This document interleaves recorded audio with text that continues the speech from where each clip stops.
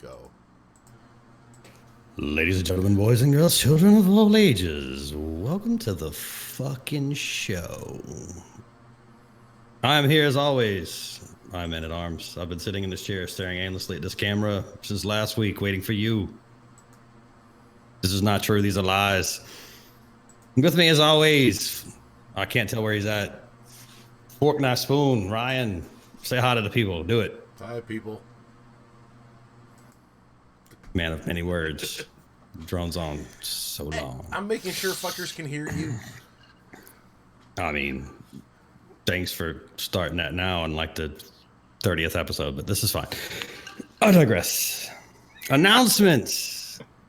You all know Grindhead Jim. I would like to officially announce that Jim will be joining us every week. Unless he's like severely hungover. But other than that, Jim is now a permanent host on the show. Woo! And there was much rejoicing. Although I can't, I can say with absolute certainty that there have been at least two of my previous appearances I was severely hungover. So even if I am severely hungover, I'll be here. I mean, if you never stop drinking, the hangover can never catch up to you, but that's a whole other rabbit hole. Jim, Not with this metabolism, sir. I was so waiting for you to go. As soon as he says permanent host, you were going to go. So here are the nights I'm not going to be here. No, man. No. we took long enough to make this happen. I wasn't about to sabotage it that distinctly, that quickly. I mean, let's simmer. Let's calm down. All right. So next week, let us know when he won't be here. This is probably true. Yeah. With us tonight, the first time I ever spoke to this dude in voice, I think we talked for like 5 hours or something ludicrous. It was long. But it totally unscripted. It was just like, dude, I went to work with you that day. You did too. Like legitimately. Yep. But ladies and gentlemen, if you don't know Average Joe, then I mean you do now. If you're within the sound of my voice, I've just introduced you. So Joe, how are you, sir? I am doing great. I didn't get to say this earlier, but thank you guys so much for having me on. I mean, I'm glad you were willing to risk your like whole brand by showing up here, but this is fine. Hey, man, I got to show support, man. You've supported the project and all of us individually and everybody in the community for so long. It's just an honor to come on. And I'm not going to lie. It's super rare to hear me swear at all on stream. At all. I'm usually super anal about it. And if you've ever played with me, if you ever played with me like on like just Destiny, I got a mouth like a trucker. But whenever the stream's on, I'm usually super clean. But yeah, I'm looking forward to dropping, you know. I forgot that because like I was on Project Guardians, and I remember, I don't know, we ran, I don't know, it was almost a couple hours, and I was like, at the end of it, I'm like, how many times did I say fuck? And I was like, dude, you didn't do one. I was like, I'm amazed. What happened? Made it through the whole thing. I was waiting for somebody to hit the dump button. It always amazes me when I find myself in a position where I just can't swear. because of my background and working on phones and doing support and person-to-person stuff, like I can turn it on, but to do it on camera on Twitch is always a challenge. I did some sponsored streams for a couple different developers when I was attached to the PlayStation MVP project, and 5 hours of all clean material. That was rough. It was really, for me, that's like, fuck. And then they rated me, and I continued the show on mine. And as soon as the intro completed, I just yelled "cunt." And I went, "Nah, that feels better." Ooh. I had to get it out. I feel better. All right. So, Rick, right. you guys are already dancing around about this. Why don't we just ask Joe right off the bat? Who the fuck are you, and what do you do in the Destiny community? Who the fuck am I? I'm just an average Joe. First and foremost, I don't consider myself that great at all, but I'm average Joe, and I'm one of the directors and founders of Project Guardians, which is a mental health organization, soon to be nonprofit, in the gaming community. And what our focus really is, our mission is to bring awareness to gamers and players throughout all the communities for mental health. Bring awareness to it. We also do our best to bring resources, and also support on a few different levels. We have a Discord channel where you can talk to mental health professionals one-on-one if you have a question about something. And we also really try and put our best foot forward to do as much as we can for the community. And it's been great so far, and I couldn't have asked for, more passionate people to work with on the team. I mean, it's just it's a blast, and I absolutely love doing it. And I also am certified in a few different things in the mental health field, but I'm also going to be starting on the 19th a crisis counselor with Crisis Text Line, which is 741-741. So I will be on the late shift and helping support people that are in crisis. So just going that forward. And I'm also a host of another podcast too, actually, the Saint 14 Project podcast, which started it all. And then also Pixels After Dark, which is an art-focused podcast. And we have various artists in and out of the community coming on and talking about their world building process, tips, and techniques for anybody that's aspiring artist in the community or starting out. So it's been a lot of fun. It has a username checked out less. You are not an average Joe, You doing some shit out in the world. That's awesome, dude. We try, man. We try our best. I thought you were going to say something. You fucked. No, I thought Ryan was going to say something. You fucked me up. No. We're still new to the 4 people thing. This is fine. Okay. It is fine. Well, I don't want to. You talk about the project all the time, so I don't want to dwell on it. Oh, no. We get people in here intentionally to fucking let them talk about something completely different what they're normally used to talking about. Think of this as about an hour of de-stressing yourself. You can go into any subject you want, and you can cuss as much as you want. Like we had Fallout on, and I refused to let him speak of PvP. Like we talked about Twitch chat etiquette, and he was just kind of like, "Huh?" We literally said to him right before we go live, "We're not going to talk about Destiny tonight." He went, "Oh, thank God." I believe it. Yeah, hell, last week we talked about strippers. Not the whole time. Well, like half the podcast, Rick. Quality content, don't get me wrong, and I started it, but still. It's a prominent subject of the show. For those of you who don't know, this stream is, or I should say this broadcast is rated M for motherfucker. Just throwing that out there. Pixels After Dark would be a really cool stripper podcast name. It definitely could work out. I mean, thematically, it'd probably have to be like around cosplay, but that's neither here nor there. Let's see if we can get Ruby to make some sort of pixelated graphic for it. Let's throw a Destiny question out there because I'm a dickhead. Joe, what is your favorite subclass and why is it Titan? Because it's always been fucking Titan, man. Nothing else exists. And this is where we say goodbye to Joe for the evening. Thank you for joining us. It's been great. Have a nice night. No, I wasn't going to get in Destiny originally. I remember seeing Destiny 1 in the GameStop windows and everything, and my brother-in-law looking at the window going, look at it. Beautiful. It's going to be a great game. And I'm like, yeah, fuck you, it is. Whatever. And I've always been into first-person shooters, and then my brother started getting in on me.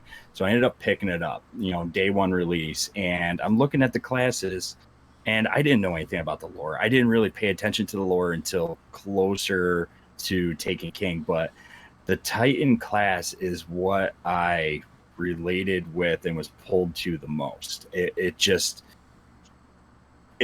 looked exactly like what I wanted my Guardian to look like. So I grabbed him, and the rest is history. I've tried to play other classes to be like one of the others, where you have one of every class, and it's like, nope, this sucks.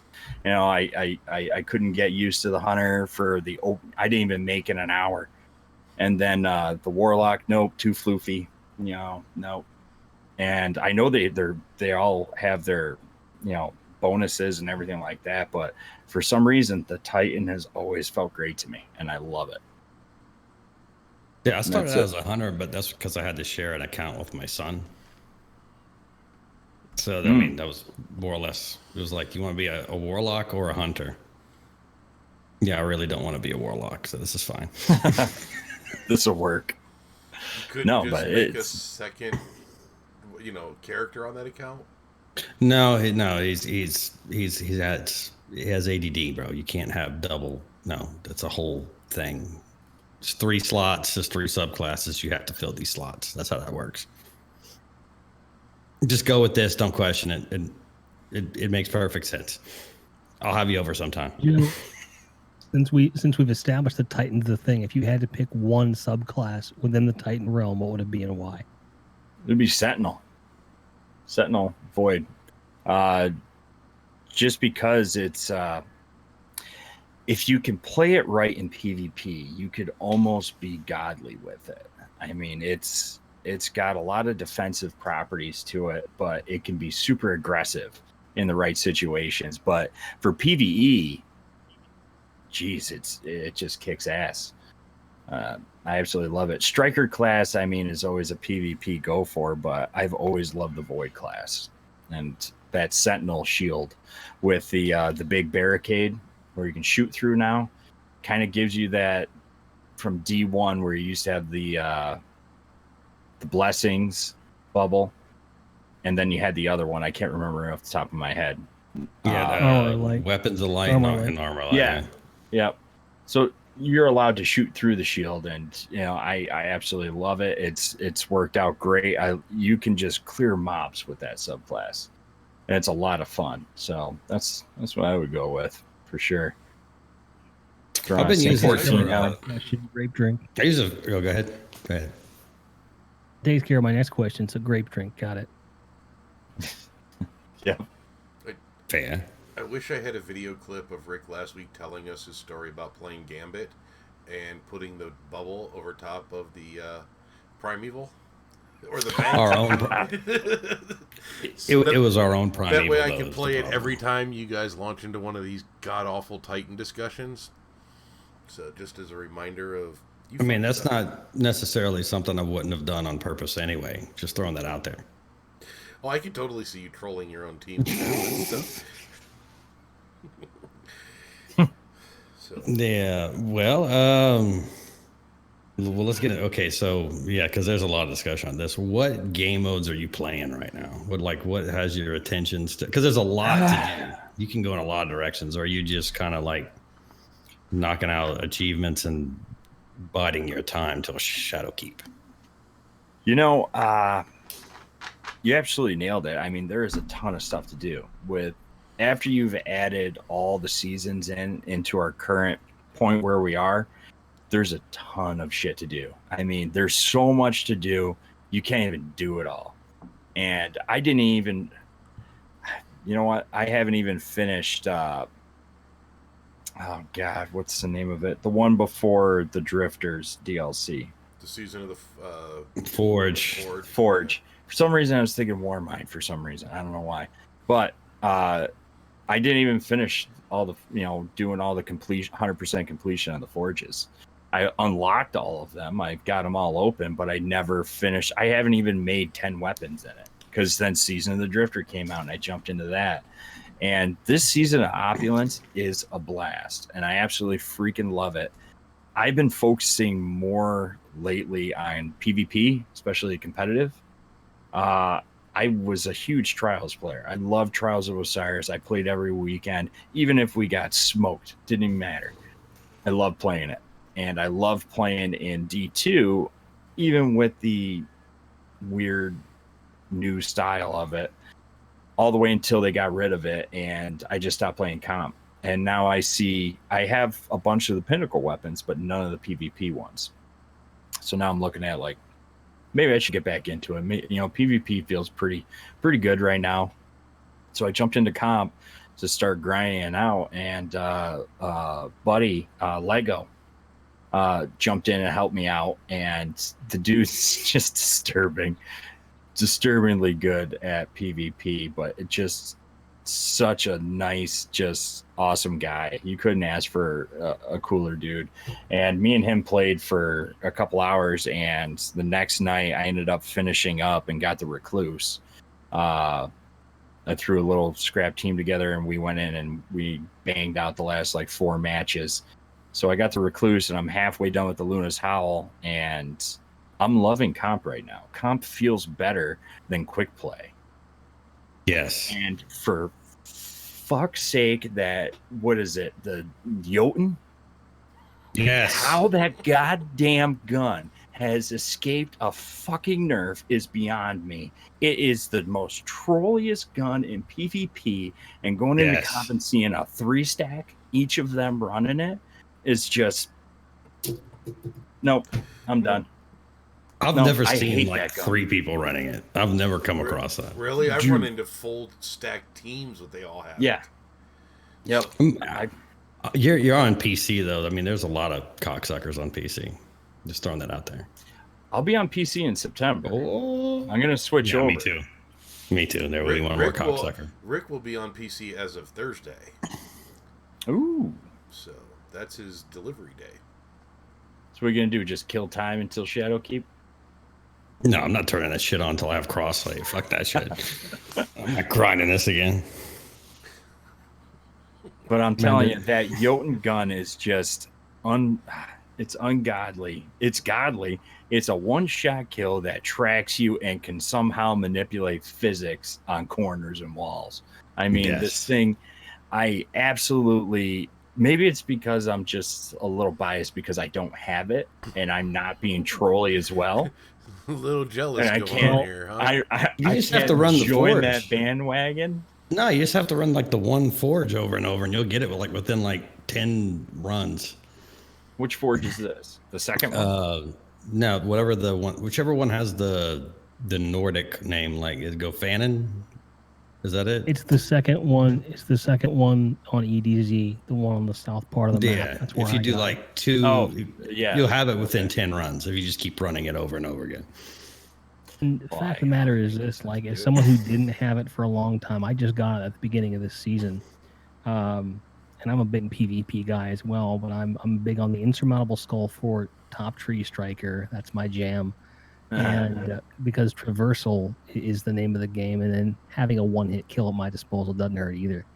And what I have found with Jotun is that you need to zigzag, you need to serpentine, you got to close that distance, because the closer you are to the person that has a Jotun, the less effective that weapon's tracking is. It needs a long arc for that tracking to work.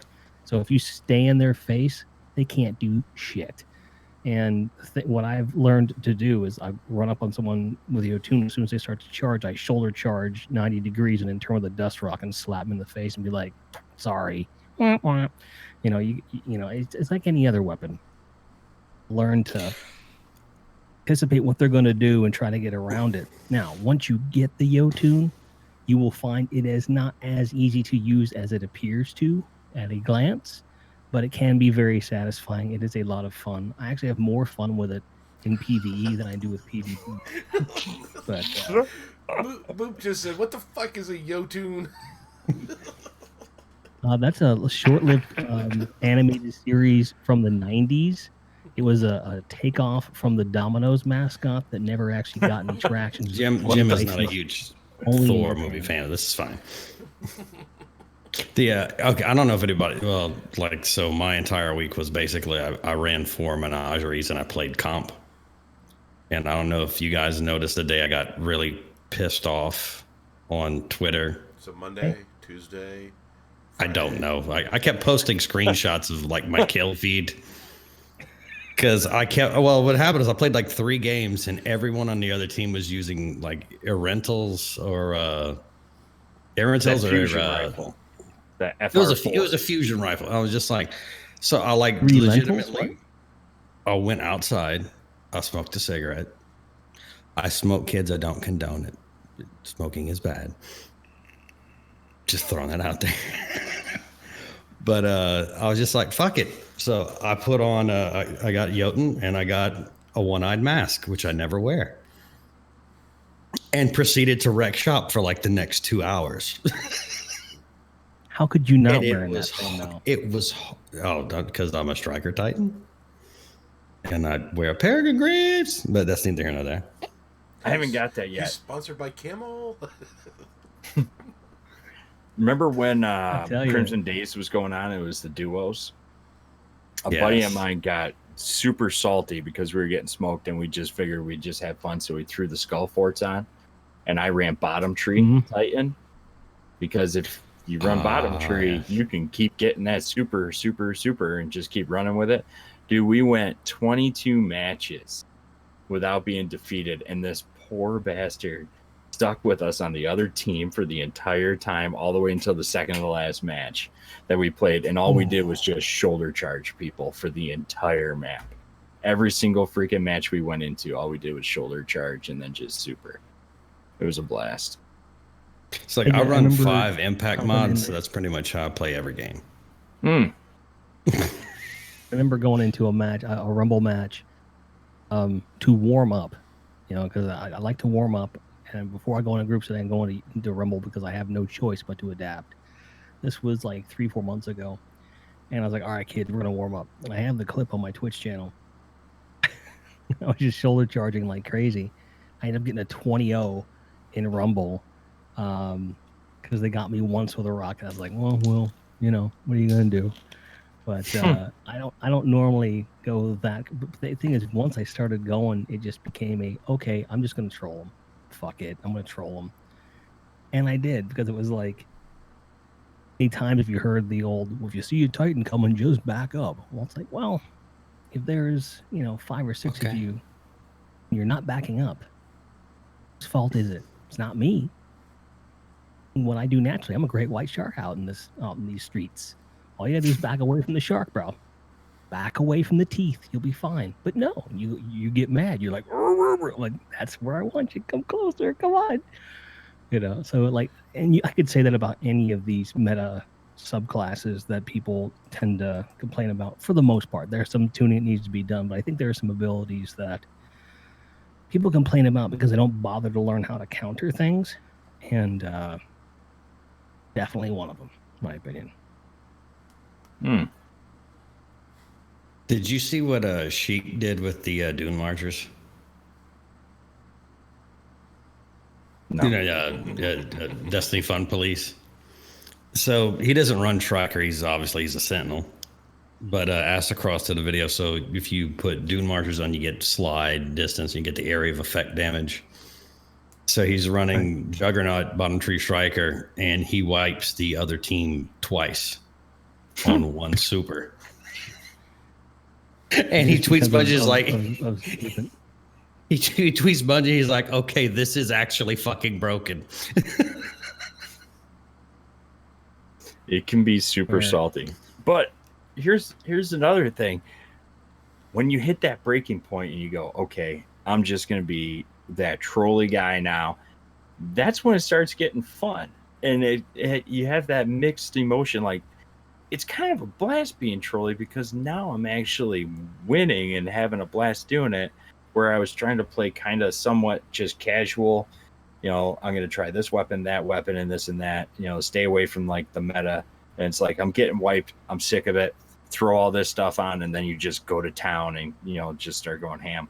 But just the whole, I guess what I was going to say, it's fun being trolley, but that's dangerous.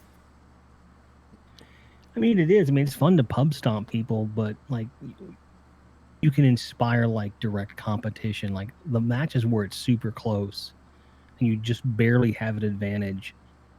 He's the most fun where like you're getting a good challenge, but you still kind of know you're going to win. Sometimes you lose those matches and I like lose my shit for a second. I go, no, they earned it. They did it. They outmaneuvered us. But few things are more satisfying than a good pub stomp. I mean, that's just a fact. I mean, you want to feel powerful. I mean, Destiny and its core is a power fantasy, right? You want to feel like the biggest, baddest dude on the block. And occasionally there's some exotics and subclass combinations that are going to let you feel that. But I've been on both sides of it. I get it. It's like, I'm weird. Like, if I'm really good with a weapon, I tend not to use it because it's like, which makes zero fucking sense. Yes, I'm weird. I am fucking weird. But like, I have a trust that I love to use in PvP. Same. I can genuinely just wreck shop with it and hardly ever use it because it's like, it doesn't feel too easy, but it almost feels like I'm cheating. It's just kind of weird. It's like I'm using a spare rations right now. I'm like, yeah, this thing shoots a little slower. It's harder. And I keep using that. And it's like, why am I not just using trust all the time and just killing people?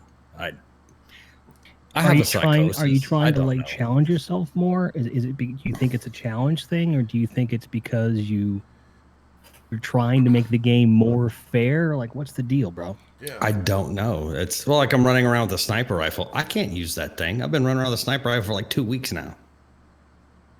Don't know why. Just I've shotgun aped people for too long, I guess. It's just like I feel guilty. I envision you being really wobbly holding that sniper rifle. Oh, I don't even aim. Why won't they stay I just still? like squeeze the Why trigger won't and they shoot stay and like still? release. Oh Man, great radio So- here. I want to ask you guys, with everything that's released so far, from Forsaken up to now, going into Shadowkeep, I know, try and not think about what they're going to be retooling in September, because they're going to be doing some tweaks here and there. What piece of content do you think deserves a retool? To have them, re-engage it and try and do something different with it to make it. The impotent forest. That's a good one. I would agree with that. What? Yeah, because it's, you know what? It was supposed to be this awesome thing, and it turned out to just be lackluster. And people just try and run through as fast as possible. When they started bringing it around for the events, the Halloween one was pretty cool because they were kind of retooling it for a purpose. And the last event that we had, we went back into it, and it didn't have the same feel. But it's got so much potential to do something with that space. They literally brought themselves a way to, in canon, in any reason that they want, they could bring back any old content, drop new content, or just give you something to screw around with. And they have done zero with it.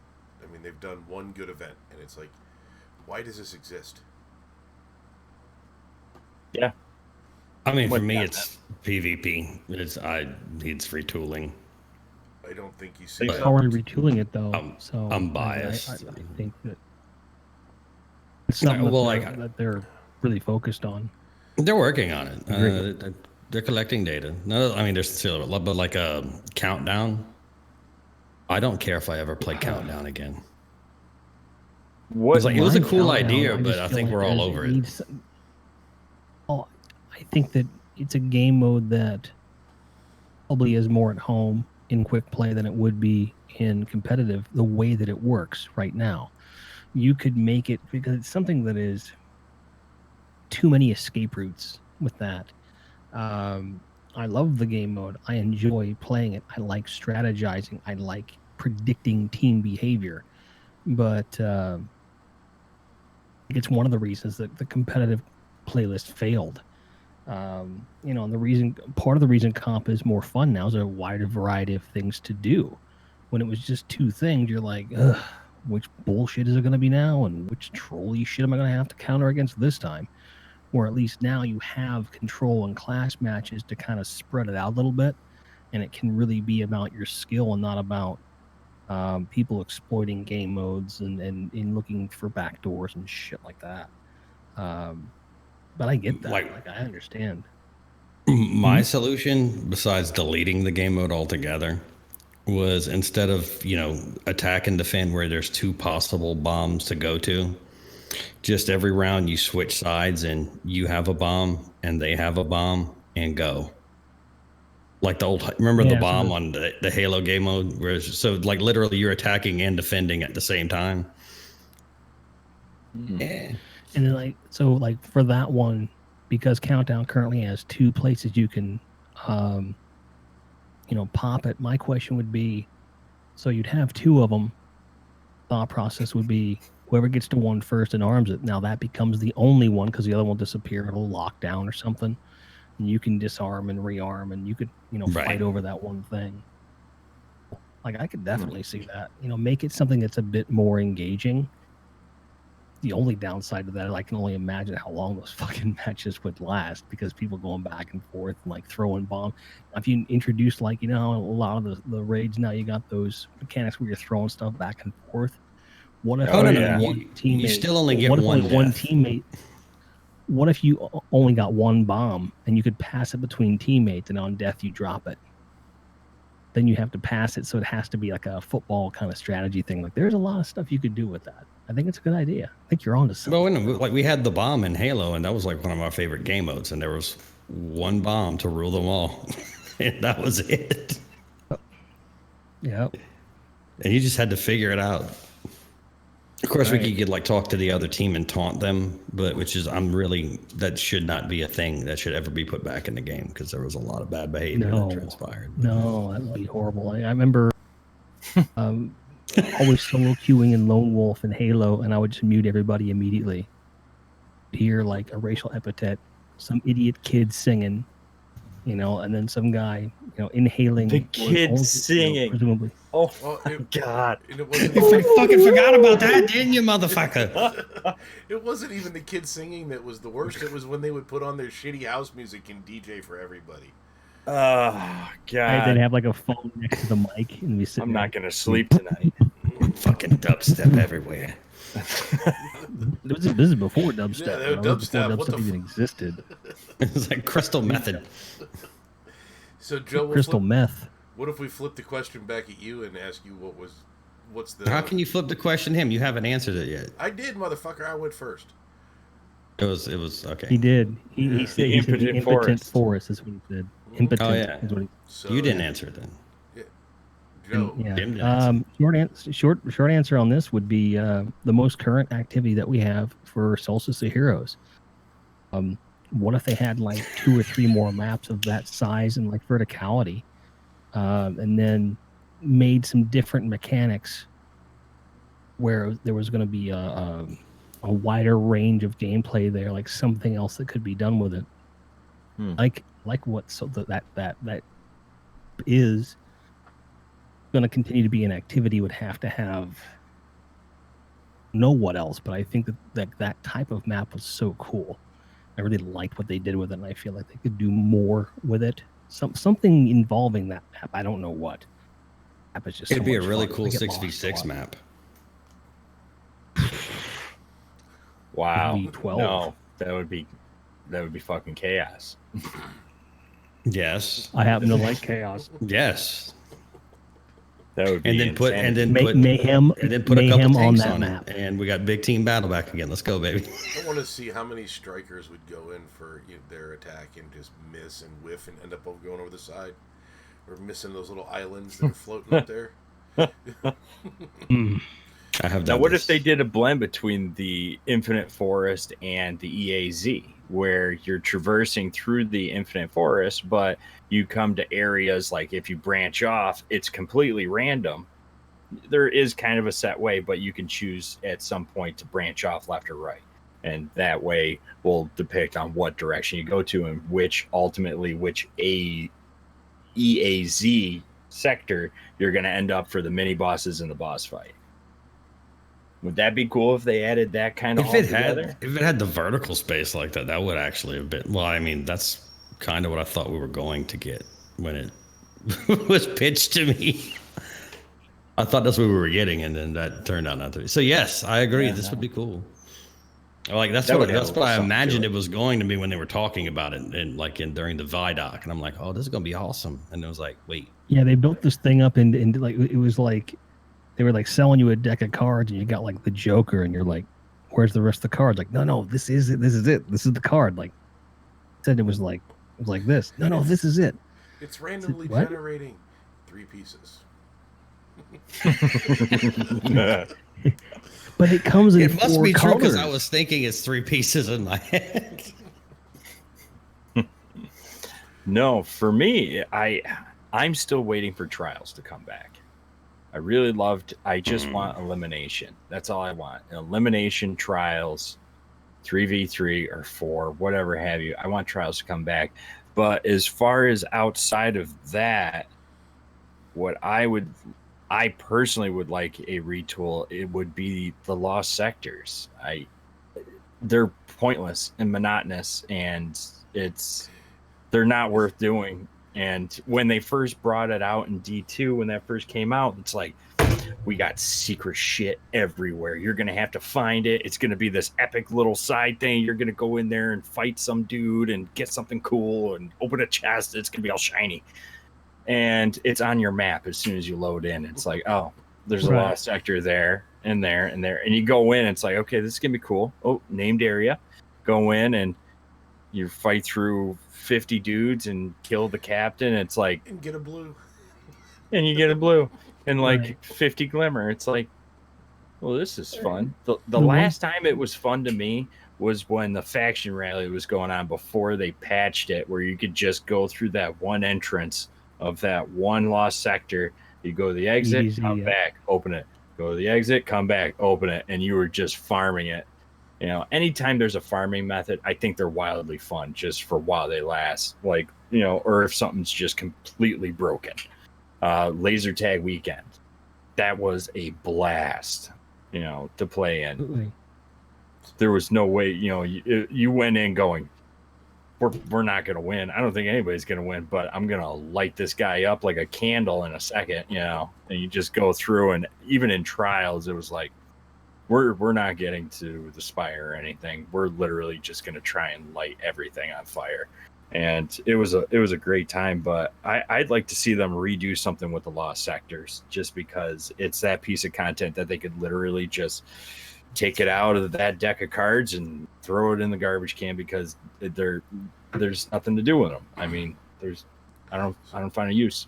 Real quick side note, for the audio listeners, Rick is gone. We don't know if he got hit by a meteor or some shit. So we're going to roll on without him until he gets back. But if you don't hear him, that's why he just disconnected. So anyways. So. Probably want to go get another beer. Oh, Yo, he's got audio. So just his video crapped out. All right. So, he's coming back. Dogs had to pee. But one thing I like about the Lost Sectors, the one thing is that their redeeming feature is that if you're farming for certain kinds of kills, there are different Lost Sectors that'll kind of cater to that. Like when I'm doing my marksman, one of my gunsmith bounties, there's one particular Lost Sector I go to because I have a pretty good idea of how that room works. And that's where I go to just kind of knock out the kill so that I can get all 3 done inside of like 20 minutes, and I feel good about it. I'm fine. You know if there's going to be Vex or Cabal or whatever in there. I like the idea that they're easily reloadable. I like that they load in with strikes. That you have opportunities to use them, but in terms of, you know, as their intended use or what their potential is, I completely agree that they need something. There needs to be something there. So when you heard Whether about it's a chance to drop more or something. when you heard about them, didn't you kind of envision more like the Whisper Quest is what the Lost Sectors were going to be? Yes. And then Absolutely. Yeah, like mini dungeons. Mm-hmm. And why so goddamn many of them? Because they're very small. Very small. Well, so's your heart. You don't have more than one. What? I said so is your heart, but you only have one. No, we all heard you, but just look at this collective look of confusion. I'm looking for your reaction now. Yeah, we're waiting for you. That's all it is. No, like I imagine it was going to be like you were saying, like a Whisper Quest would be a lost sector, but like before it was ever released, I was thinking that like exotic quests were going to be in the lost sectors, but it was going to be more like Shattered Throne type size. Like if Right. you do a Thorn quest, you're going through that size of a dungeon. Like, what if they took all the lost sectors, and once you've unlocked all the lost sectors on that destination, they all link together, and there's a dungeon underneath that you can farm chance at that destination specific loot. Like, in other words, you have to do all those lost sectors. Maybe you have to do them all in a certain sequence in one play setting to unlock that room, and then you can play that room successively for a shot at where you're unlocking like the super lost sector, which is super hard. So it's like basically there's an underworld. Yeah, like it's like a lost sector that's the size of like 4 of them put together. Scope, but it's one big room. Style, you've got modifiers, so it wouldn't be horribly difficult, like complex in terms of programming, but it would just be this really big challenge, and it's like a miniature strike where you got this one objective that you have to complete that would vary upon the location. Have like a 10% chance to get some random piece of gear that is, at that destination, like masterwork, like something where you're reusing the year one assets in a meaningful way, but also make them more appealing. I don't know.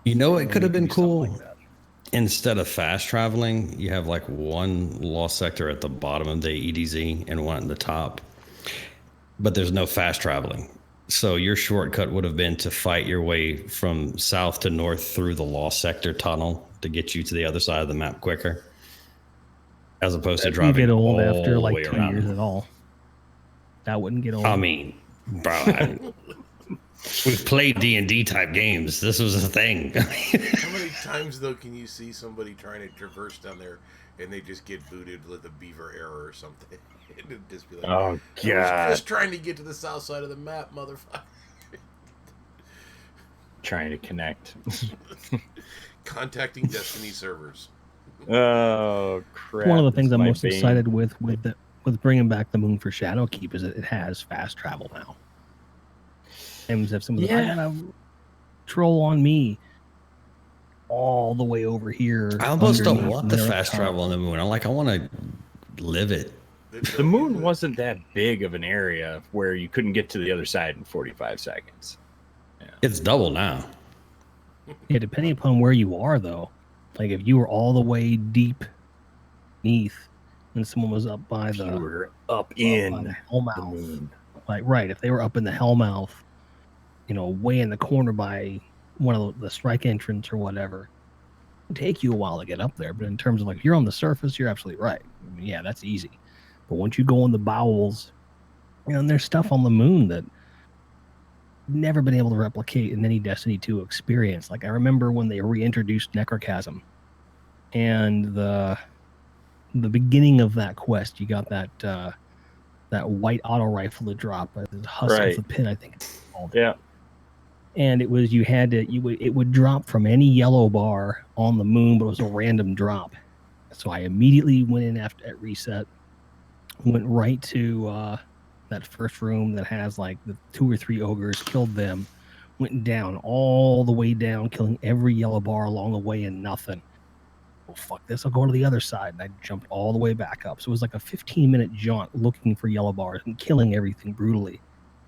I'm about to jump up back onto the ledge, and I walk, and I see something hit the screen, and I jump up, and what was that? Husk of the Pit had dropped from the very first yellow bar that I'd killed, and I'd wasted 15 minutes not realizing it had dropped. Oh, I love Always that. remember that, because the moon was like that cruel, you know. Well, like they had like all these cool, like burned out. I guess you'd call them like they weren't spaces, but habitats like around the Hellmouth and different sections. Right. Like, Yeah, and you'd find like remember like they had the one like dead spaceman that had like the burnt out room around him, like everything was ash on the wall except for like where he was. It was like, wait, what was it? No idea what that was to this day. What happened here? But if there was fast travel, you wouldn't have seen all those things. True. Because we were literally just like looking for something. It's like, is there a tunnel here somewhere? There was never a tunnel. There was no tunnel, not one. But we checked it out and made sure there was no like secret tunnel. But I mean, isn't that kind of the argument that's on the gamer to go and explore, learn all what's there, see it, and then use the fast travel? So, I mean, that's ideally, I think, what the developers want is we're going to put that in as a convenience for you, but we still want you to go explore. Yeah, but you have to have something there too. But the fast travels aren't accessible until you've gone through the campaign of the new area. Right. So you do have to experience it firsthand. No Sparrow running the entire time, at least the majority of the places that have opened up. Like Mercury. I'm still waiting for my Sparrow on Mercury. You're what? The design reason still behind waiting. it. Still waiting for my Sparrow on Mercury. For what? I can literally cross Mercury in a single fucking bound. All you got to do is just jump off to the right and take one of the Cabal ships. Well, GMG because the little was saying speeders are right there. Sorry. GMG was saying that they actually revisited it and tried to implement it. And they found out the reason that Sparrows weren't enabled on that was that wasn't Vicarious. It was whoever the other developer was had in the way they programmed Mercury. In the way they'd programmed it, they had broken Sparrows, like they wouldn't work on Mercury. And as a result, and that's why. And then Bungie's like, we could probably fix it, but it would take so much resources to fix. And it's like, do you dedicate the resources to fixing this one quality of life thing, or do you want new shit? It's 150 yards across. We don't need a Sparrow. I still want it. It's an annoying jaunt, though. It's like there's no reason. Bunny hop, bunny hop, bunny hop, bunny hop. Okay, you're there. Get shot by a couple of Vex as you run. I always love it when it's the weekly. The Flashpoint. Yeah, because it's like I ain't going there. Do your public events in your lost sectors, and it's like there's only one of each on this godforsaken rock. I mean, it literally would take me pretty much the entire week just because I'd lose my shit, just sitting on Mercury. I was so hyped. I just throw on a podcast. I just throw on a podcast and I just rotate that lost sector over and over and over again. The public event spawns every 30 minutes or something. It's something ridiculous. That often? That often? I didn't know. I can't confirm 30 minutes. It might not actually be that short. It's the most rewarding public event, though. Sure. The most rewarding. I think it's one of the better ones. Do you think they set up Deej like that on purpose? Like that was the inside practical joke, the most rewarding public event? I guarantee you whoever wrote that copy doesn't work at Bungie anymore. At least they better not. Did anybody watch that stream when they were playing it?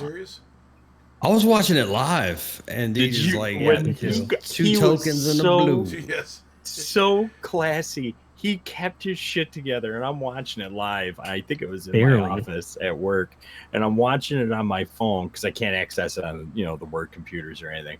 And he gets to that, and he's like, and I told you, this is going to be the most rewarding content that we have so far. And let's see, he unlocked a heroic. Let's see what he's got, and.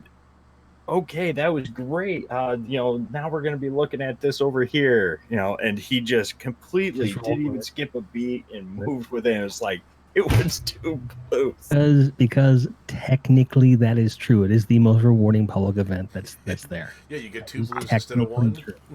Yep. Yeah, I will two give it chests. credit because it is entertaining because you're not standing in one spot. It forces Yeah, you to. It utilizes the space of Mercury with branching out. right. all of It's it. going over here, and I dig It that. does. It's only 30 yards left over when. Yeah, I mean it's Think only like there's 6 one- feet to the right and 6 feet to the left, and then you're good. But no, but if they Like, could there's one incorporate thing that with with Mercury. more public events where they, they Exactly. encompass like the map a little bit more, like I'm trying to think of one that would,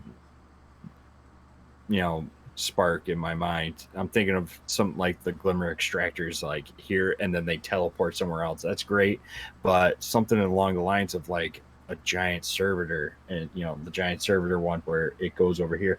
There was God, it's in the EAZ, the servitor one for the Vex, where you shoot it and it blows up It's like into smaller ones. into like a And they bunch of got that minions. from that Yeah. one strike at the beginning of D2, like halfway through the first year or something, where you're going to get your super. I think that's what it was, where you find the big servitor by the shard on the EAZ, and it comes out and you shoot it and it blows into smaller ones, and then blows into smaller ones.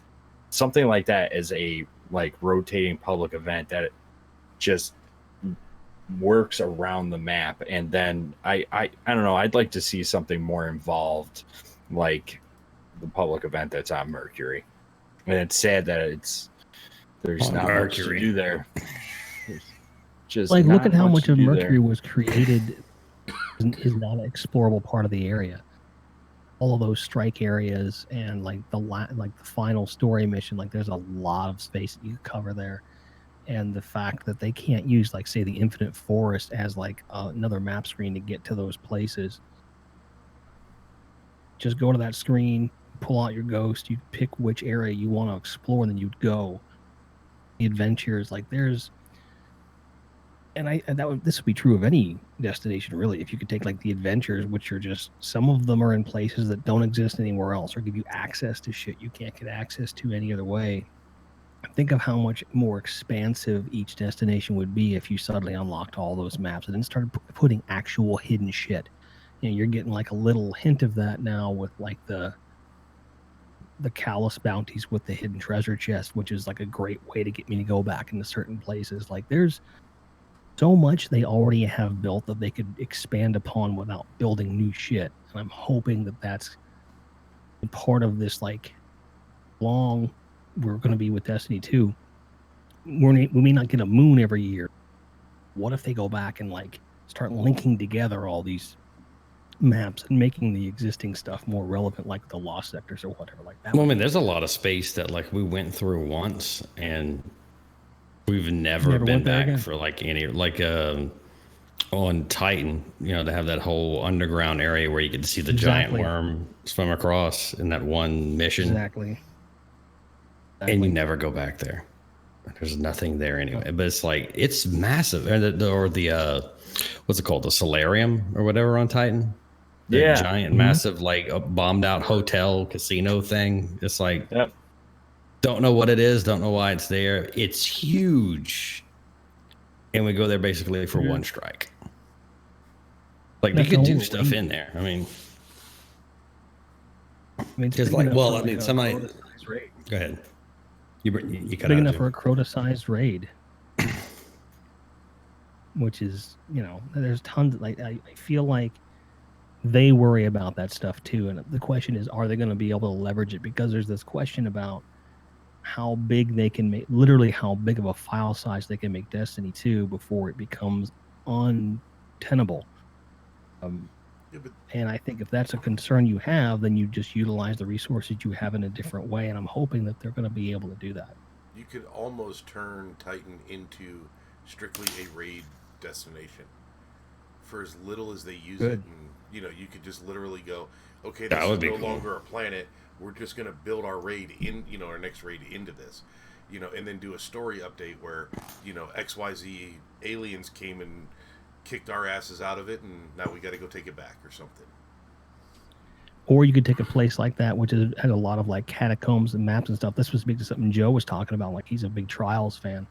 I've always been a big fan of what if Elimination, there was a variation of it where it's like Rumble elimination, but it's lethal hide and seek, and you have it in the map like that, or like the EAZ lethal hiding. Can we bring Be a That way would of be like, some troll shit right there. The game would last think about it. forever. It would take so long. Remember playing hide and go seek in the tower? Jeez, you can only imagine finding somebody on the EDZ. That would be take forever. But so a place like Titan, that would be pretty rad. I'd like. I heard, just rumors of not the Gambit PvP PvE mashup, but something else on top of that. Right. I'd like to see them expand that into the open worlds where you have bad guardians, bad guardians where, they can just, pretty much go after you just like a regular combatant, because you're like not siding with Dark Zone in Division.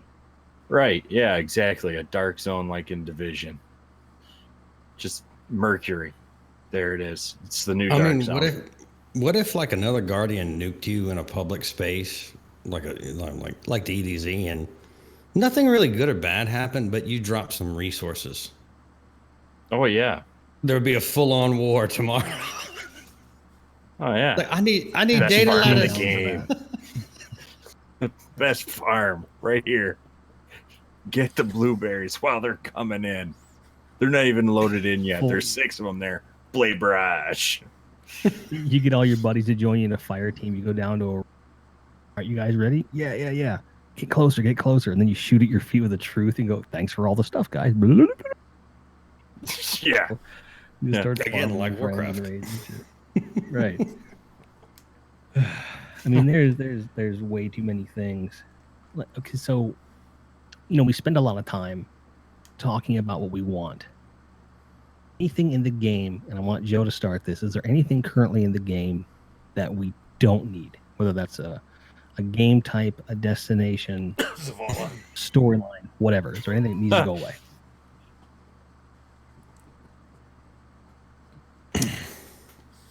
What There's could the game a do lot without? of stuff. There's a lot of stuff that, like, I know you brought, we went over a pro and con about lost sectors. I think the game would not even skip a beat if they were missing. But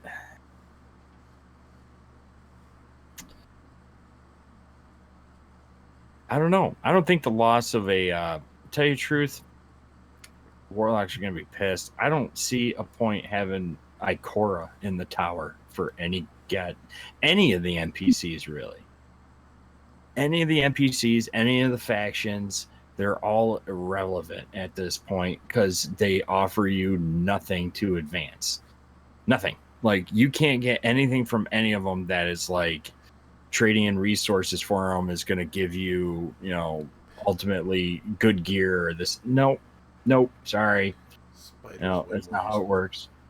Exactly. Spider's more useful, and we go to him more than anything. Ikora, she literally doesn't even have a goddamn menu anymore. I mean, it's just like, come back later, and she's got a magic 8-ball and she's just shaking it like, come back later, and she's just like, imagine how sore her 20 shoulders are bounties from and she holding her gives arm. you something. Oh, yeah. But I'd Her like arms to are see always behind her back. How? Well, she's very, I don't know. She's Ikora. I know people love her. I know certain people love Zavala. They love Shax. They love all these NPCs, and they still love the factions, even though they serve no purpose now. I think they should just, I don't know. I'm going to stick with it. I went totally off the rails, but I would say lost sectors for me. But do something with the goddamn NPCs. They just, the factions right now. I mean, we have an emo. Factions? Yeah, there's an emo in the hangar. Listening to grunge under a bridge, and then we have the businesswoman up in the empty, full-on contemporary freaking white office, and the other dude at the soup kitchen down over in the patio. Like, there's dude down the soup kitchen. There's literally no point to them. I've You know, always even called if it the they hookah just bar. yeah, that would work too. You know, you can call it that, or you know, there's a few other things you can call it. To be honest, He is the only one that Changes has a like food court right across from him, though. Like there's literally like a taco stand across from him. So Do you think it's like maybe a little bit too on the nose, maybe a little bit racist that he's the closest one to the ramen shop? no. It's a little weird. honestly, this thought had never crossed my mind until this moment, and you should feel ashamed of I yourself. see it now, dude. See it now. And now every time you run by, that's all you're going to be able to think about. But that's the thing. You don't even wonder run why by him. that You is stop by the before you ramen even get to him, and go up to see Hawthorne, or go over to Drifter down in the basement. Like they're pointless. I think they should just reopen the factions, join who the hell you want, give them your goddamn tokens, get cool shit for that faction, and just roll on. I mean, that we don't need a faction rally. We just need the factions. Yeah, I think doing what we used to have before with the random roll, and maybe like turning that into something like what Arms Week used to be, but it's for everybody. But you have to pick like who you're gonna buy stuff from. Like you can only buy one package from each faction at any given time, and you hang on to it until it comes to a roll, like something like that. Even an exotic from them. Remember the exotic Titan marks and the bonds and everything that you would get? That's something. Sorry. And maybe like for example, got this artifact system coming in, which are seasonal. What if you get a specific artifact perks that you only can get from a faction? You can only pick one faction per season. But as far as the artifact, there's tons of different systems that can benefit from it. I know they're looking at it. I know that's something they want to fix. It's frustrating. I miss them being regular vendors every week where they had gear that you could go and buy, and it would change like every 3 or 4 months. You'd have like a new armor set, and like, that was like a thing. They had looked really fucking good, and all that armor is gone now. Is that going to? I mean, it's not gone. I still have it. It's just completely useless. Yeah. Yeah, it's about to become useless again. Like even the weapons are useless, and I went through each of the factions during the rallies and got all the weapons. And it's like, you don't know what's going to be good. You just might as well get them all right now. And none of it is good. None of them. There's one shotgun. The cuboid is better than any of the goddamn guns from all the factions. That's just a blue auto rifle, which wrecks in PvP. Try it. I'm telling you. I've been killed a bunch by it. Trust me. The cuboid is on rails, man. Mm-hmm. I have to hold on to this now. The unification is the new monarchy shotgun. Yeah, that's the only good weapon to ever come out of all that. Yeah, I want Hung Jury stuff again. Now since Forsaken. That's kind of it fills that same role. I miss Hung Jury. So started. Can we have a moment? F's in chat for Hung Jury. F. Other than Rick's videos, is there a point for the gunsmith to be there anymore?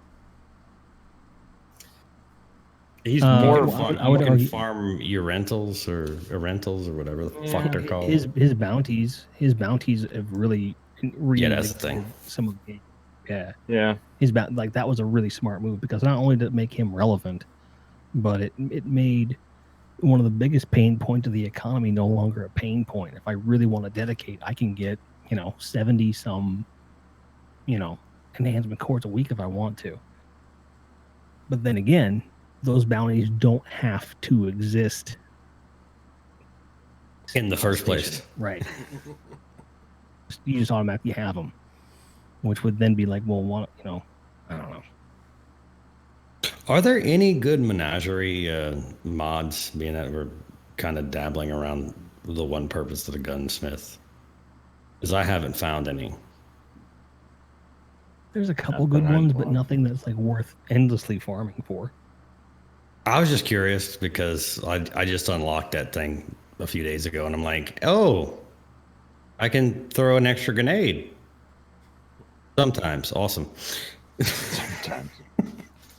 Right. It's very situational.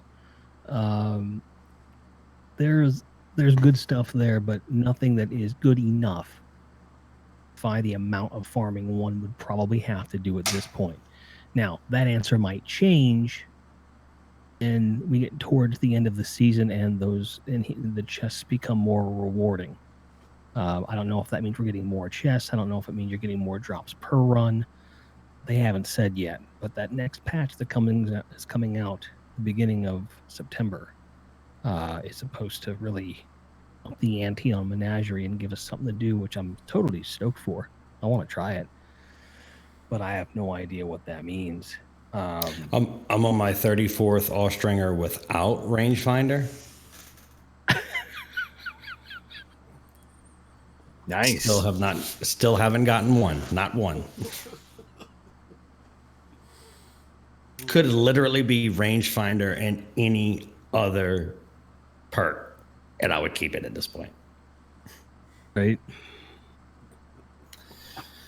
Man, that freaking gun. That is literally the only gun that I actually did grind Menagerie for a while. And I'm not going to lie, there was one point where I did have a few drinks and I'm sitting there grinding it before they did the nerf to it. And I'm like, man, I can't get one to drop with explosive rounds on it or whatnot. It's like, it's just not happening. It's a kinetic. It's not going to have that perk. And I think I got like 11 or 12 of them before it dawned on me. It's like, this you fucking it's not in the perk pool for that weapon. God damn it. Well, it's an easy mistake to make. I mean, if you look at Better Devils, it'll drop a day. Yeah. Yeah, Better Devils. I still have my first one. Your first Better Better Devil? Devils? It's like a rangefinder and explosive rounds. It's actually in my gear right now. Like it's not equipped, but it's in his back pocket in case shit happens. I still have my 10 Just Better in Devils case. too. Okay, Luke. I understood that reference. It's my Captain America moment for this episode. Language.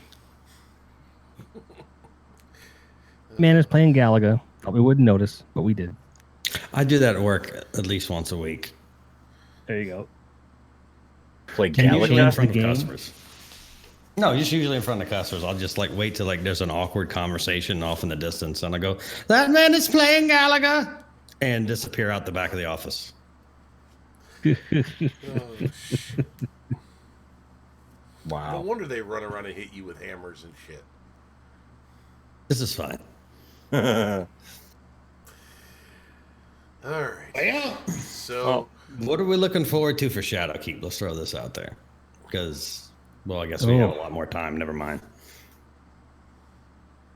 But okay, never mind. What are we looking forward to? Anything in Shadowkeep that we haven't already said that we wanted right now? Tell you the truth, I'm content right now. I'm content. I don't really need anything else right now. New content's great. I love that they're adding all the original like stats from D1 into this on top of everything. That's going to be really cool to play with dexterity and strength and all that crap again, and intelligence, to really see how that tunes your character. That's a system that I can wait for. You know, like, make sure it works good, make sure everything's polished and everything. When the content comes out, I'm sure it's going to be great. It's going to be a blast. But nothing at this immediate moment for me. What about you, Ryan? I don't know. I'm always excited for new content, but I also make it a point to not jump into spoilers and see what's coming until it shows up. So I'm not like, oh, there's something there that I want. It's just, I want to see it all when it unfolds. I'm digging the deep dive into customization. You know, not just the Armor 2.0, but what that means, and then combine that with what we don't know about the artifacts, to where you're going to see, I think, a wider range of Guardians that look different but also function differently. Never make assumptions about people based upon how they look at this point. Is cool, and because the ornaments are a thing, people are going to be much more inclined to experiment with looks and shader combinations and glows and all that shit to really bring something unique to their character. So underneath the hood, build specific abilities around their play style.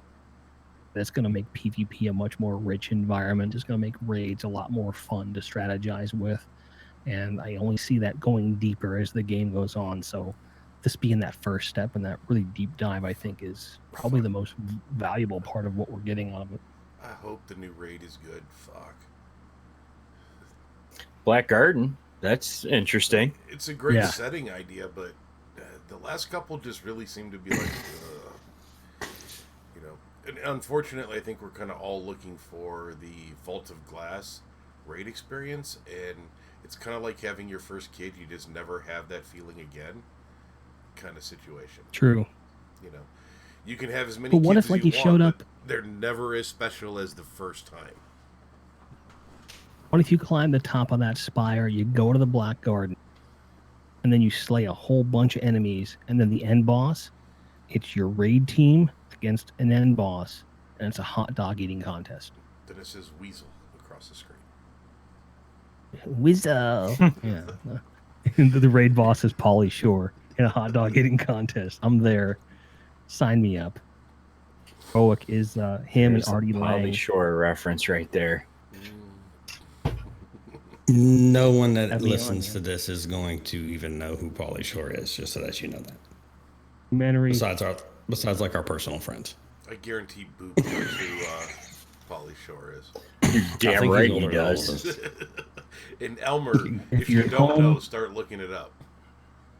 Goddamn right. If you're listening to the That's who Pauly podcast- Shore is. You don't know who Pauly Shore is, look him up. Look up Pauly Shore documentary. It's on Amazon and I believe also Netflix. It's a free watch.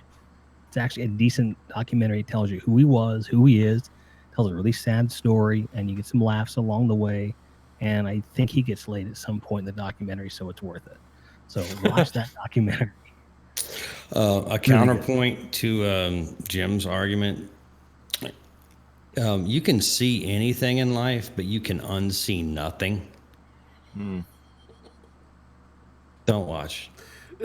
No, watch it. Please. Read a book. Please. Just watch the Joe Read a Rogan book. podcast with him on it. It's probably just as good, if not better. This is probably No, I've true. seen that. There's no comparison. You can unsee nothing. Rick, did you answer this question? What you're looking forward to in Shadowkeep? Oh, cross save, I guess.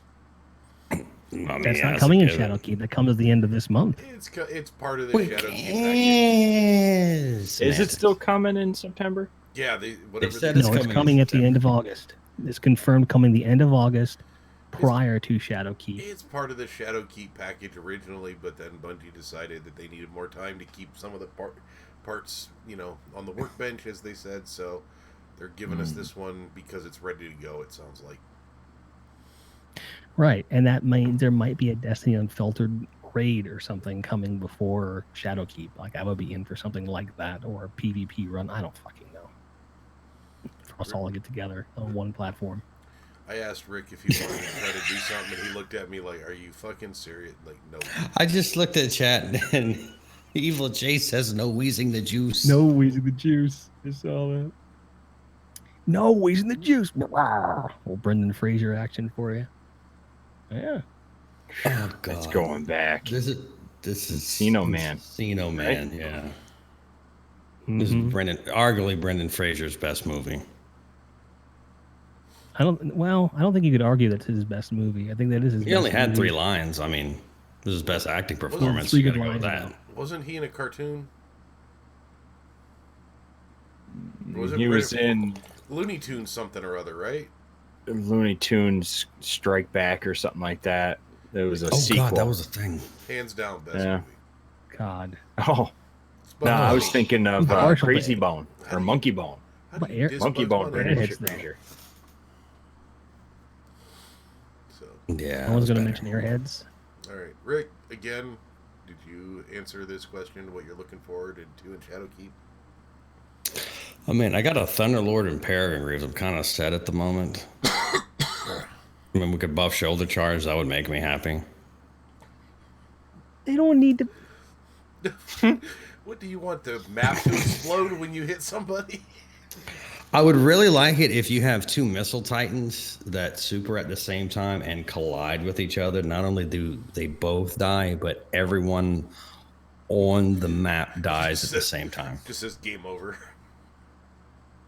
It's just the one kill, but it's just I just want the impact to fully encompass the entire PvP map. This is what I would like. Other than that, I would really like to know why the hell we were in the Black Garden the first go around. So hopefully that gets explained to us. Wasn't it though? We went there and we killed the black thing. The heart. Yeah, but it still exists. There was a strike there later. I don't know what was going on. We need beard. There was like no. There were robots that were praying to a hive thing. We don't know why. I would like all that I would like Mylon to lay that out. I thought it was kind of explained. I might be off on this, but Crota, the disappointing son of Oryx, opened a portal to a different world and tried to show off for his dad, and the Vex came through it. And I thought that portal was that heart in the garden or whatnot, and they were worshiping it because it was like an absolute, like a prime number or something like that, and the Vex were kind of using that force to try and go with their directive to wipe everything out. I mean, it sounds legit. It sounds legit. I could be way off. I mean, that's what I thought. If you're way off, it actually ties up a lot of loose ends for me. So I thank you. No, it was and Samsonite.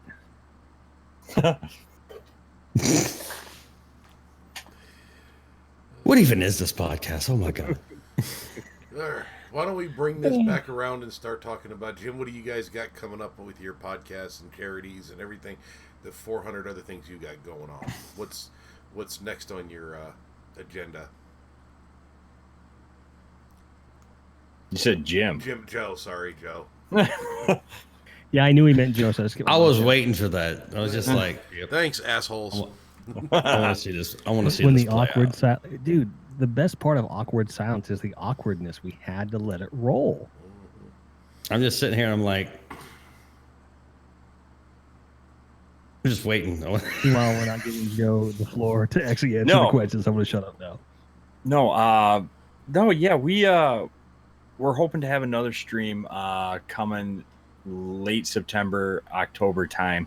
We're waiting for some paperwork to come back with the project. We're bringing the project to the next level as we continue to grow and continue to develop things with the mental health team we all work with together. We're trying to develop certain programs and things to help people in the gaming community and with streaming platforms to be able to recognize and see when, it's a cry for help or a cry for attention. So one of the things that we've been working on a lot, just in the background and the time that we have, and is a program that is for mods and streamers. A lot of times we'll get people that come into the Discord and want to speak to, a counselor or one of the professionals, and they're coming from another stream where they felt safe and comfortable in, and use that platform to open up, which they've never opened up before, but feel comfortable there with, the community in the chat, open up, and they instantly get banned, told to be, to shut up, get that shit out of here, and this and that. And they pretty much get, shamed out of the chat or kicked out of it, kicked out of the stream and banned. That has a huge negative impact on somebody, emotionally and physically, because physical health and mental health are tied together. And they'll come in and just be completely lost. We had somebody that actually got kicked out of a really high. He's been in the Destiny community forever. I'm not going to name names, but he he's a very nice gentleman, but his mods are super aggressive. And they had a support channel in one of their discords, and this person was utilizing that too much that they literally just banned him out of it. And he came to us, and we've had a few professionals that work with him each week because he does have some serious issues, and he's going to a mental health professional near him. He's using localized professionals and therapy, and he's doing good now. But it's just the fact that that's a thing now. People, I understand streaming platforms, and this platform is for entertainment, but it's also a safe place. People think it's a safe place for them to speak openly and possibly maybe chat with the idol streamer that they're watching at the time. The program we're writing is directed towards mods on how to recognize when somebody is genuinely has a cry for help or a cry for attention, just wants that streamer that's got 1 million followers to look at him and acknowledge him, or is this somebody that actually is for the first time opening up on this platform with their own issues briefly and get kicked out because of it. This is a program that will take it into Whisper or private chat with them to direct them towards proper resources, show empathy towards a person and acknowledge them, and to avoid bans or mutes or kicking somebody out of a chat and doing any sort of negative impact on them. But our next process that we're going for, or we're almost through actually, we filled a ton of paperwork out and put a lot of time into it, but the project is moving to a nonprofit 501c3 status. So once that all the paperwork's obtained and come back, we're already registered and have a nonprofit status in New York State. We're waiting on the federal status to come back before we move forward with anything else. And when that comes through, we're going to be doing our first stream, for ourselves, and then we'll be releasing programs and trying to work with the community more and try and stand shoulder to shoulder with the other mental health organizations that work with and in the gaming community. So we're really excited for that. And I mean, it's absolutely insane because we're all gamers here. We all have this shared interest, but just in the United States, there's 155 million players at any given time. And the ages range dramatically from 2 years old all the way up to 65. It's 155 million people. Now, if you go with the statistic that 1 in 4 people have mental health struggles, that breaks just the gaming community down to 37.5 million just in the United States are struggling with their own issues. And a lot of the times these people don't seek help in the real world because they can't take that face-to-face conversation. They can't open up to somebody, or they've tried opening up and they get shut down. We hear that quite often too, with in the project with people opening up. They've tried to open up to family and loved ones and they just get shut down and they just get told, you're fine, deal with it.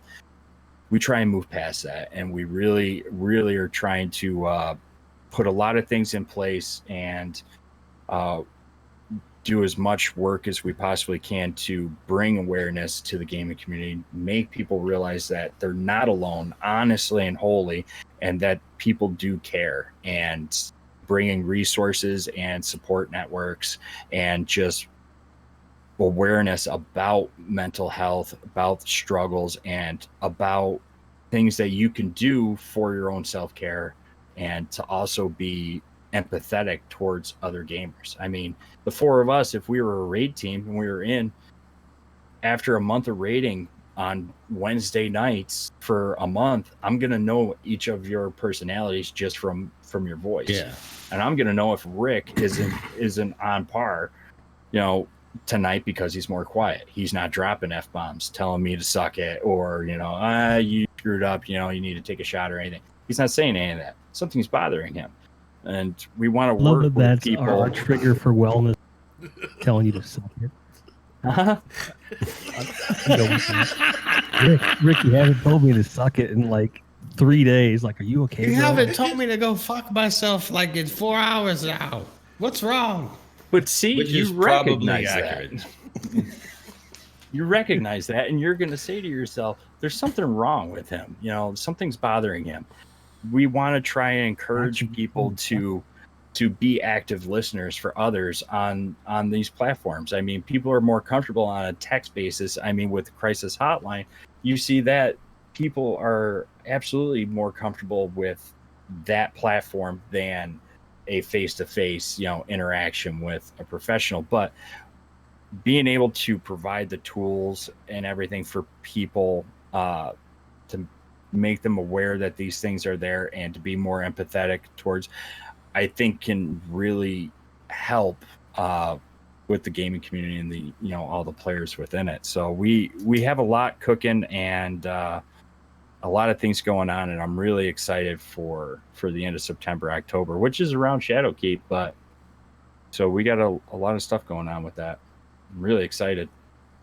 And then we got a lot of things going on with the podcast too, the Saint 14 Project podcast. We have Courtney Taylor coming on week after next, and she's the voice actress for Amanda Holiday. She's going to be coming on. Oh, that's cool. Yeah. Please, at the beginning of the podcast, run Rick's video for the holidays rides and glides. Send it to me. Oh. Send it to me. And then you better tune in because I run the stream, so I'll put it on. I will absolutely do this. She's a good sport. It's not, I don't even think I cursed in that one. Wow. Is that our bar now? I mean, For Rick, yes. Yeah, more or For less. Rick, absolutely. I mean, yeah. Oh, yeah, I forgot I even made that. That would be too funny. I'll hook it up, yeah. Maybe we Send can it even... to me. That was one of my gags that I put way too much effort into. Like, I got a graphic designer to co-create this with me. Let it never be said that Rick doesn't have commitment to a good joke. I think the most embarrassed I ever was Sniperton was on DDE watching one of my little short videos one time, and the whole thing was a practical joke on Mylan. And so it cuts back to them and they're all laughing, and Sniperton just sits there and he goes, "Let me get this straight. He went through all of that work and effort for that one joke on Matt at the end." And they're like, "Yes." He's like, "That's insane." What worth it? No. But no, anyway, back on top. Joe, you guys, you know this. You're doing the Lord's work, and you're always accessible. And I have a special connection with Joe just because of it, because it hasn't affected me. Because I mean, all joking aside, I am half crazy, but I've always been a person that people would reach out to when they were having problems. So when I first met Chris from Saint 14, I was immediately drawn to the project because I knew the work they were doing and how important it was, because it's an everyday thing. And one of the worst things you can do in life is missing a friend in trouble. And in the blink of an eye, they're gone, no sign, no warning. It was like, what could I have done? But that got dark, so I'm going to move on from that. Sorry. No, you're right. And we put it out there, like a disclaimer. We're not a replacement for, localized, therapy or seeking a mental health professional near you. We're there to help support during a crisis, but we don't, define any illnesses or anything like that, but we will work with you to get to that common, that collaborative means, route for you to go. And we'll pull resources, and we even utilize a few tools that we can also narrow down the top 50 or 100 mental health professionals in your area, to help navigate through all the different sites and various things to try and find the Sounds like you right guys person for you. are the foot in the door to getting somebody the help that they need, if that makes sense. Absolutely. And we've said it in the Not to past mention, where, like, yep. this situation of gaming where you talked about the safe place. You guys are like the safe place within the safe place, meaning that they know they're going to get legitimate help. They're going to get pointed in the right direction. No one's going to laugh at them. And although you're not health professionals, you are qualified to get them where they need to go without judgment. And in this space of gaming and streaming, and where there is that uncertainty that is completely like it's invaluable. How many, for all the inclusion that kind of floats around the content creation space, to know there's somewhere you can go to talk about this specific thing is, for all the streamers that they know they can't take that on, to be able to go, hey, go talk to the guys over at the Guardian Project or Saint 14 podcast. They can get you where you need to go. So you're not rejecting anybody. Now you're giving them a place to go. And before, a few years ago, nothing like this existed within this space. So it's a huge undertaking, and it has such value. So you should be proud of what you're doing, because it's amazing. Since we're running up against it, can you give us the very short version of how this got started? The very short version is the other co-founder, Sentinel Dad Alex, and I were attached to the hip from Dads of Destiny all the way up through various clans and this and that, and we've always worked with benefit streams and charity streams. So we had combined over 25 or 30 at the time that we've worked with and done and worked the background. We were thinking, what's our next step after we did one? And this is like organizing, putting the schedules together, everything like that, and then staying on during the whole thing, make sure it runs smooth. We thought to ourselves, like, what do we want to do next? And we're both very passionate about mental health. And we both actually went through our own experiences, and the idea came up of doing something for mental health in the community, because frankly there wasn't anything. So it started out with a year's worth of development. I worked with a couple graphic designers, and I talked to mental health professionals from my own company. I contacted those resources from my day job, talked to those professionals, contacted my physician, got in touch with some local ones, talked to the New York State mental health offices, and I talked on through email, got a bunch of resources and this and that, and we were going to release a Discord right at the same time as the stream that we did for the very first one. I think it was 2-3 years ago, and we ended up opening it early because we had such a the first stream, there's so many people were opening up in the chat, the Twitch chat, and we had luckily we had mental health professionals that were on the stream with us that actually jumped in and started communicating with people that were opening up in the channel. It was like, we got a ping from one of the doctors, and it was actually Dr. Goku, and he said, is there a place that we can put everybody? And we made the channel, the Discord, go live, and instantly we put in place security nets and various other things. That way everybody's privacy is 100%.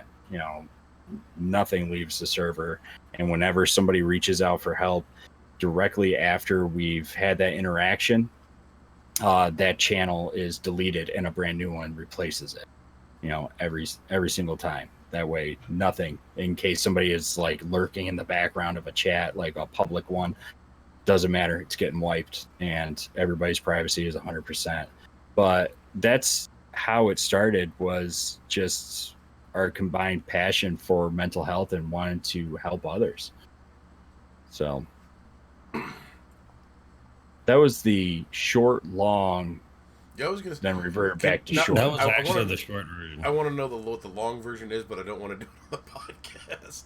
Yeah, it would be a That'll long be one. another podcast. So, guys, you ready No, to call it a night? Yes, Sure. because I'm sleepy. No. Well, you know where to find me. I'll be sitting here in this camping chair, waiting until next Tuesday.